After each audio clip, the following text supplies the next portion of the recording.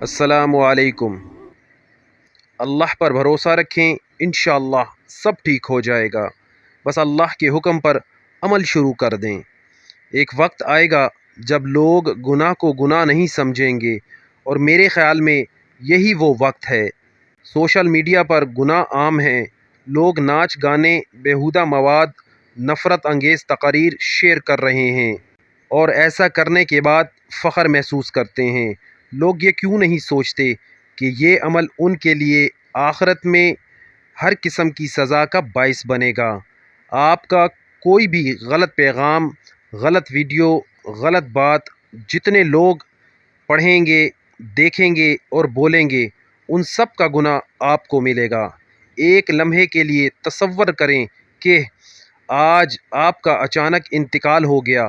آپ کی طرف سے بھیجی گئی کوئی بھی غلط چیز کسی کی زندگی تباہ کر دیتی ہے، کسی کا سکون برباد کر دیتی ہے، کسی کا اللہ سے تعلق خراب کر دیتی ہے، یا کسی کو اسلام سے پھیر دیتی ہے، گناہوں کا عادی بنا دیتی ہے۔ اور اب آپ قبر میں جا چکے ہیں۔ آپ نیک اعمال نہیں کر سکتے، لیکن آپ مسلسل عذاب میں مبتلا ہیں، اور یہ عذاب آپ پر قیامت تک رہے گا، کیونکہ تم نے یہ اعمال کیے اور اس دنیا سے چلے گئے۔ آپ کے جانے کے بعد آپ کیا کریں گے؟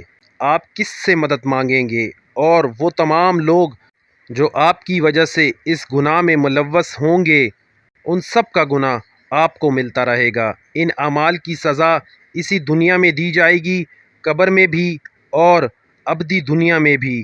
تم ہمیشہ عذاب میں مبتلا رہو گے۔ اس لیے گناہ کو خدا کے لیے گناہ سمجھیں۔ اگر آپ نے ایسا کوئی گناہ کیا ہے تو سچے دل سے توبہ کریں، ذرا سوچیں اور عمل کریں۔